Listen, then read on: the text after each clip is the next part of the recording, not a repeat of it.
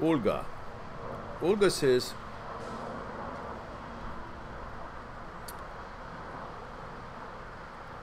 I have this strange memory thing.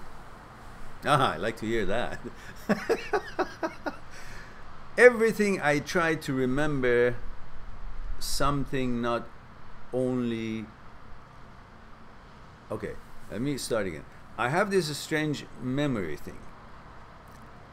Every time I try to remember something, not only I want to remember it, but I want to feel it, relive it again. It doesn't matter if it was good or bad, 10 years ago or a month ago.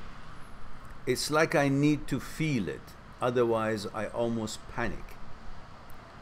It drives me crazy, and it is absolutely detrimental for me. Why my brain does that? It seems to me, as you know, again, I just want to make sure, I'm not a doctor, I'm not a physician, and I'm not a psychiatrist. I am who I am with my understanding and experiences and research about different things. So what I'm saying is my opinion. It seems to me that you have a certain kind of an OCD about having to go through the end of a subject in order to feel that you're aware of its dangers or its characteristics, and therefore you dare it to hurt you or harm you. That's why you go to the end of it by feeling it, by exploring it further, remembering it, and even you may actually go further than what it was. Just because you feel like if I do that, then I'm brave, I'm in control, and if I don't do it, I've shied away and I escaped from its consequences. And at the same time, you think, if you do think it through, even though you add a bunch of things, negative things to it, to the story, then that wouldn't happen because you thought of it and you're ahead of it, you're aware of it, because you think there is a extraordinary power out there that by going through it and visualizing everything and feeling it and so on, and maybe adding some other drastic things to it, then you will tell that observer or whatever that you think is watching it that you're aware of it and you're not afraid of it. Instead of all that bullshit, just simply say, I have dealt with it before, I have already examined it, I don't need to play with it again. That's it. It's like a paper that your teacher has asked you to write in university or in classroom or whatever, and you wrote it carefully, and you reread it carefully, you examined it carefully, and you finished it.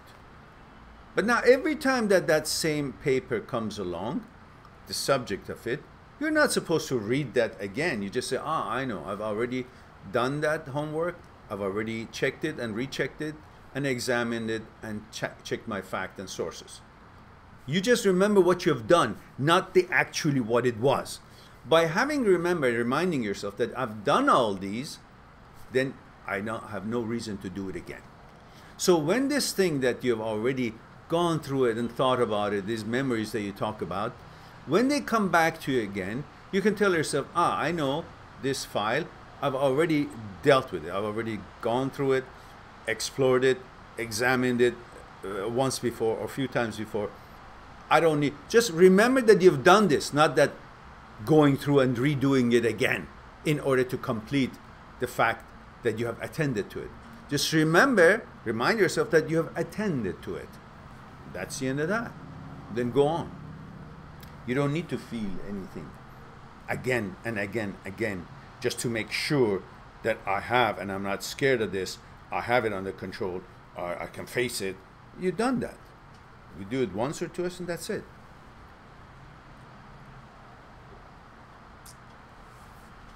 The brain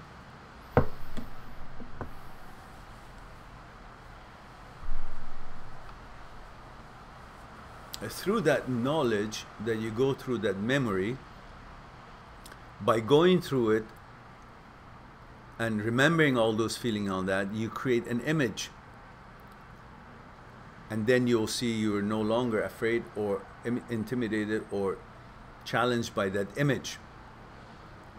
And because you forget that you've done this before, or you don't forget, you just want to see if it's still the same.